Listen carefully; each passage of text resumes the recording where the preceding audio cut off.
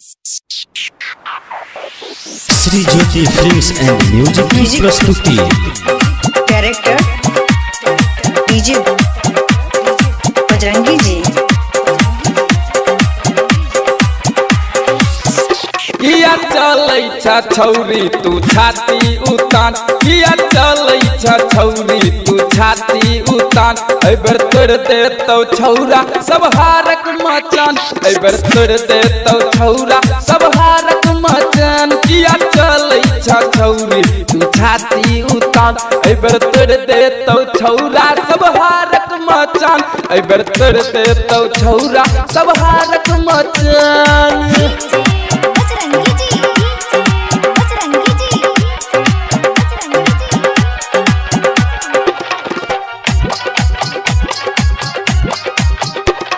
काचे कली कचनार लागे, तोहर बहिन छोटकी छिनार लागे, तोहर बहिन छोटकी छिनार लागे। हाँ तोहर बहिन मझली छिनार लागे, छिनार लागे।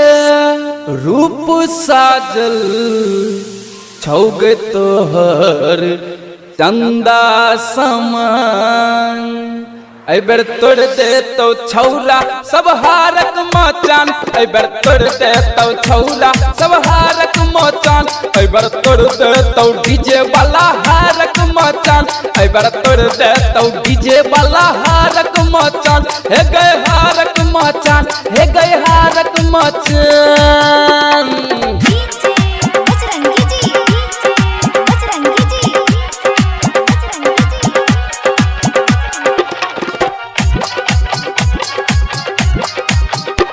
गैलो बनरस पर ठार एखन छियो गुल मोहर गुल नार एखन, छियो गुल मोहर गुल नार एखन। हे गै छियो गुल मोहर गुल नार एखन, गुल नार एखन।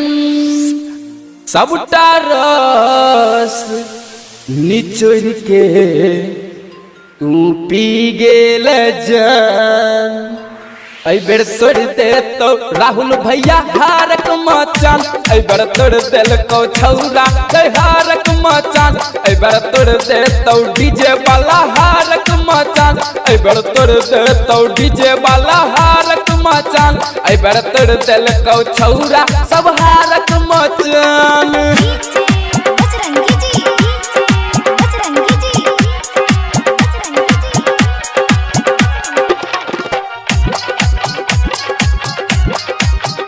रसियोपन से भरल छौ गागर तोहर, प्रदीप बिहारी मार देतौ एबर मोहर, प्रदीप बिहारी मार देतौ एबर मोहर, प्रदीप बिहारी मार देतौ एबर मोहर।